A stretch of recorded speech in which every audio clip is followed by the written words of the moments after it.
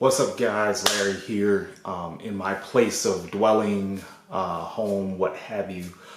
Got some plumbing work going downstairs, doing a little bit of client programming, and I have some coals on the fire. So multiple things I got my hands in today before I head out to train at some point. But wanted to come on here and want to talk to you all about something that's been bubbling on my mind a little bit lately, and that is bodybuilding in this economic downturn that we're about to experience. Okay, let's just set the record straight. We pretty much are in a recession, right? Very beginning stages of it. Job growth is going down. I don't know what the GDP is going to be here in a couple of weeks. I really don't keep monitoring that, but I know it's coming. I know it's not going to be good. Stocks are in disarray. Food is up, which is a key component of bodybuilding prep. I'll get to that in a minute. Fuel is up, which pushes the envelope up as far as price goes for plane tickets to shows. I'll touch on that for a minute. So the one thing I'm not going to tell people, if they're trying to do a bodybuilding prep, if they're trying to do this thing that we all love called bodybuilding, I'm not going to tell you to work harder to try to get the funds to be able to do this privileged lifestyle, because that's exactly what it is. It's a privilege to be able to train. It's a privilege to be able to go to the gym. This is very much, even though the work that's involved is blue collar, it's very much a luxury sport. It's very much a white collar endeavor, right? Construction workers, electricians, we all do it. Manual labor guys do it. People that are considered, again, blue collar do it. But also at the same token, it's a luxury to be able to pound back 6-7 meals a day, get protein shakes, get bodybuilding drugs, have a gym membership, have the gas to be able to put into your tank to go to the gym. So with this economic downturn that we're about to experiencing, some of those that don't have super large paychecks, they're in a pickle, right? So what do? How do they keep progressing with this window that we're in as far as the economy goes? So here's a couple of things that I've learned, a couple of things that I actually practiced today, because I'm not balling, compared to a lot of other people. I'm not balling or anything like that.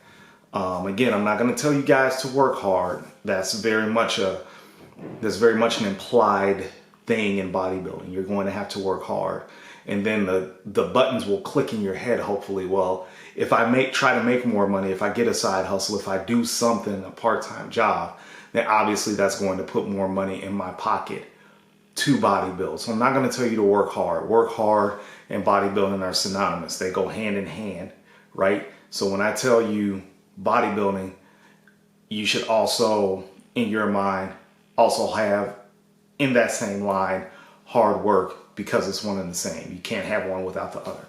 All right. So the first thing, if you are not competing, I recommend getting fattier cuts of meat, because they're generally a little bit cheaper. So for every pack of chicken breast that you will buy, take one of those out and then put maybe 1 to 2 packs of chicken thighs in. All right, chicken thighs is obviously a bit of a cheaper alternative, but it gives you pretty good protein, and you can combine it with a carb and not get too crazy with the macros or anything like that. That's number one. Number two, be selective on the carb sources you get. Get the ones that you think you will like for a long period of time, because oftentimes you can catch an oatmeal on sale. You can catch rice on sale. I know when I get rice, it's $60 off top, because I get it from a overseas market. It's jasmine rice and it's a 60-pound bag. So those things are never going to go on sale. But for things like oatmeal, potatoes, if you like those type of things in your diet and you like them quite frequently, then I would plan ahead and make sure that I can get those at a pretty decent regular price, or I can get those at a pretty decent sale price. If it's a sale price, then that's just icing on the cake, to be quite honest with you. The third thing, and that has to deal with training split, is that you may want to think about how many days you're going to the gym. Okay, so myself, I go 5 days a week, one of those being an arm day. So now I'm sitting back thinking, okay, what's going to give me the best bang for my buck for my gas tank, so I'm not spending as much gas going to the gym. Don't get me wrong, you're still going to spend a whole lot of gas money getting to and from the gym, especially with the way these prices are and traffic and all that. I got it, no problem. But what I want you to think about is, how can I spend less money overall in the grand scheme of things towards commuting to the gym? So the one thing that you may want to look at is actually just going to 4 to 3 days a week. That's honestly your only option. I'm not going to tell you to outfit a home gym in your home, because that's absolutely stupid and impossible, and I'm trying to tell you how to save a buck. But you have to think that those 1 to 2 days that you drop, that's multiple miles off of your vehicle that you're not on the roads with. So that will save you some gas money over a period of time that will only keep money in your pocket. Okay. Number 4, and this is something that I'm coming to grips with, and I have my troubles with it, but it's something that I think can help you all very greatly. Be very selective in the supplements that you get. Okay, I'm gonna tell you something. I have not had any type of protein shake in well over a year. Well over a year. The reason for that is that if I get the protein shake, and please track with me, if I get the protein shake, then I don't get the intra-workout shake. And vice versa. I get the intra, I can't get the protein powder. Okay? So I really don't get all-in-one intra-workout shakes, right? I get a carb-based powder, and then I get an amino acid powder, and I just combine the two. I train fasted. A protein shake won't really super help me get through the session. I'll be winded. You know, I'm trying to stimulate muscle protein synthesis, all that. So, excuse me.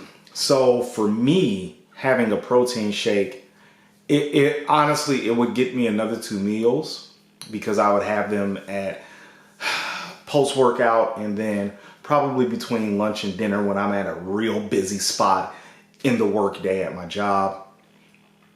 But that means I also can't get the intra-workout. And I honestly believe that's what's been saving me, because I'm already slimmed down a little bit, much to my chagrin, but I'm already slimmed down a little bit, and I don't want the body weight to fall off anymore. So having the intra workout for me in my situation makes sense, because with me training fasted, I need something that's quick and fast and goes inside of my system. All right. For you, it may be you need to eliminate the protein shakes. You may need to keep the protein shakes, and eliminate the intra workouts.